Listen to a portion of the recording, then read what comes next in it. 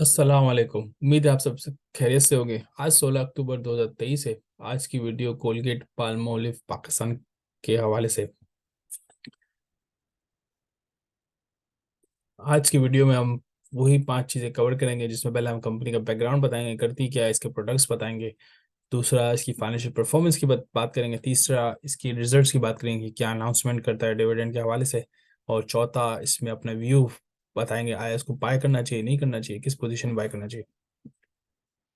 सबसे पहले अगर हम कंपनी के बैकग्राउंड की बात करें, कोलगेट बहुत मशहूर है, सभी को पता है। और ये टूथपेस्ट ब्रांड से हम इसको जानते हैं, लेकिन इसके अलावा भी सिर्फ ये कोलगेट टूथपेस्ट ब्रांड तक लिमिटेड नहीं है। इसके तीन चार और प्रोडक्ट्स हैं, जिसमें एक ब्राइट भी आता है। ये जैसे मैंने प्रोडक्ट लिस्ट डाउन के, ये मैक्स भी आता है, वॉशिंग डिश वॉशिंग। और ये हेयर ऑयल और शैम्पू भी आता है। इससे काफ़ी सारे प्रोडक्ट्स हैं। और ये हम बहुत कॉमनली देखते हैं। कोलगेट बेसिकली मशहूर अपने नाम की वजह से और अपने इस कोलगेट टूथपेस्ट की वजह से ही है, क्योंकि ये सबसे इस तरह के toothpaste toothpaste for the general public है, तो इसलिए काफ़ी मशहूर है। यूएस बेस्ड कंपनी है और इसकी ग्लोबल प्रेजेंस है। तो उसका बिजनेस मॉडल तो इसी तरह से कि टूथपेस्ट बनाता है, सॉरी ही प्रोडक्ट्स बनाता है और फिर उसको बेचता है नीचे सप्लायर्स को, और फिर इसके बाद मार्केट में आती है। अब इसकी फाइनेंशियल परफॉर्मेंस की बात करें तो इसकी फाइनेंशियल परफॉर्मेंस बाहर तो बड़ी एक्सलेंट नज़र आती है। जिसमें अगर हम रेवेन्यू की बात करें तो 82 से 62 से 91 बिलियन रेवेन्यू है। 62 अरब से 91 अरब हुआ। और प्रॉफिट भी इसी तरह से इसका है। और नेट प्रॉफिट अगर देखें तो ऑलमोस्ट डबल हो गया है। ईपीएस भी 24 से 42 रुपये पर शेयर हुआ है। अगर इसकी हम बैलेंस शीट पे आए तो इसके करंट ऐसे तकरीबन डेढ़ टाइम है। करंट लाइबिलिटी के 39 अरब है और वो 21 अरब लाइबिलिटी है। कैश देखे तो 5.4 बिलियन इसका कैश पड़ा है। अच्छा खासा कैश है इसके पास, 5.5 अरब रुपये कैश पड़ा है। जीपी की अगर बात करें, जैसे पैसे में से करके 25% था, अब इम्प्रूव होकर 28% हो गया है। और इसी तरह नेट प्रॉफिट भी डबल हो चुका है। डिविडेंड की बात करें तो ये शेयर ऐसा शेयर है तो डिविडेंड के मामले में थोड़ा सा चोर है। इससे मुराद ये कि 4.5 से 5% डिविडेंड यील्ड इसकी कोई अच्छी खासी नहीं है।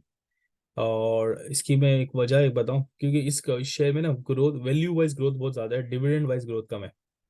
तो ये वो शेयर है जिसको आप रख के आप उसकी वैल्यू पे ग्रो हासिल कर सकते हैं, लेकिन डिविडेंड पे इतना कोई खासा बेनिफिट नहीं होगा। अदर इनकम की बात करें तो 21 अरब रुपए इसके अदर इनकम है। तो जो कि मुझे लगता है, सॉरी सॉरी, 2 अरब रुपए अदर इनकम है, जो कि मुझे लगता है बहुत ही अच्छा नंबर है। और ये अदर इनकम का अगर मजीद ब्रेकडाउन पे जाए ना, तो ये बड़ी स्मार्ट कंपनी है। इसने क्या किया है, अपनी अमूमन तौर पे अदर इनकम में क्या होता है, दूसरी कंपनीज के ये लोग डिफरेंट कंपनीज के शेयर्स उठाते हैं, उस पर डिविडेंड खाते हैं, या प्राइवेट कंपनी के शेयर्स उठाते हैं उस पर dividend। इन्होंने बड़ा स्मार्ट अप्रोच किए, क्योंकि इनकी टीम भी बड़ी स्ट्रांग है। इन्होंने क्या किया, म्यूचुअल फंड्स में के यूनिट्स लिए हुए हैं काफी सारे, आप इसके नोट्स पे आके देख सकते हैं।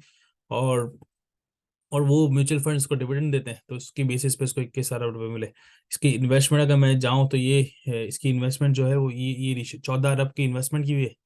और इस पे 2 अरब कमा रहा है, जो कि मेरे हिसाब से बहुत अच्छा पर रेशो है जो इसकी इन्वेस्टमेंट्स भी हुई है।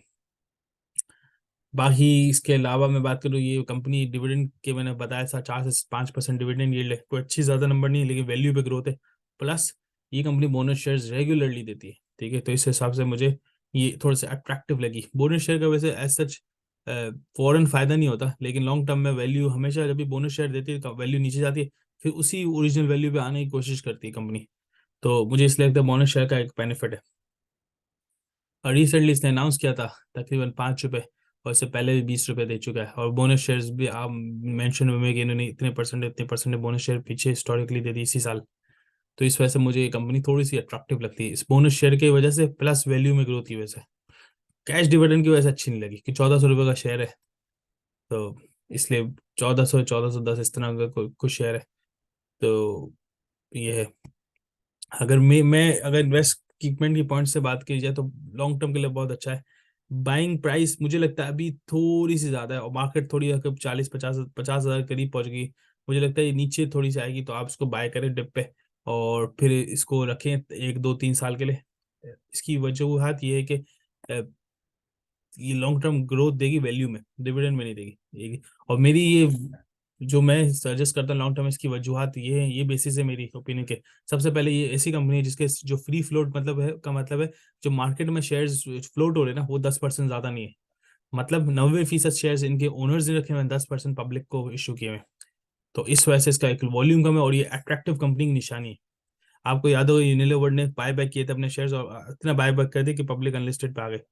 तो इसी तरह मुझे लगता है सम पॉइंट आ जाएगी, और उसकी, और जब इस ऐसी पोजीशन आ जाएगी वो बाय बैक करना शुरू कर जाए तो उसकी वैल्यू बहुत ही ऊपर जाएगी। तो अगर पैसा स्पेयर पड़ा हुआ है तो आप उसको लाजमी अपने पोर्टफोलियो में रखें, थोड़ा सा 4-5% अपने पोर्टफोलियो का कोलगेट में डालें। इंटरनेशनल ब्रांड है तो उसको ब्रांडिंग की तो जरूरत ही नहीं। प्लस ये ऐसा ब्रांड है, टूथपेस्ट में सबसे सस्ता ब्रांड है, आप देख लें, इससे सस्ता ब्रांड मुझे नहीं, मेरे इल्म में नहीं कोई इससे बेहतर और इससे सस्ता टूथपेस्ट हो। बाकी रेगुलर बोनस और डिविडेंड देता है। तो मेरी इन 4 वजूहात की वजह से मुझे लगता है लॉन्ग टर्म में एक बड़ा ही बेनिफिशियल शेयर है वैल्यू के हवाले से। बाकी अगर आपने दैट्स इट, अगर आपने चैनल सब्सक्राइब नहीं किया हुआ तो सब्सक्राइब और लाइक कर दे, और कोई मजीद इस वीडियो में कोई इंप्रूवमेंट पॉइंट तो आज भी मुझे बताएं जो मैंने कवर नहीं की हुई। मैंने बाइंग प्राइस लास्ट जानबूझ के कवर नहीं की हुई क्योंकि ये शेयर्स ने रिसेंटली डिविडेंड अनाउंस किया, तो उसकी बाइंग प्राइस अभी डिटरमाइन करना मुझे लगता है सही नहीं है। और अभी मार्केट थोड़ी ऊपर भी जा रही है, तो मैं सजेस्ट करूंगा मार्केट थोड़ी सी बेहतर हो, नीचे जाए, थोड़ी सी जाएगी, ऐसा नहीं हो पे थोड़ी सी नीचे जाएगी, देन हम उसको, मैं सजेस्ट करूंगा उसको बाय करना 1400-1300 की रेंज में।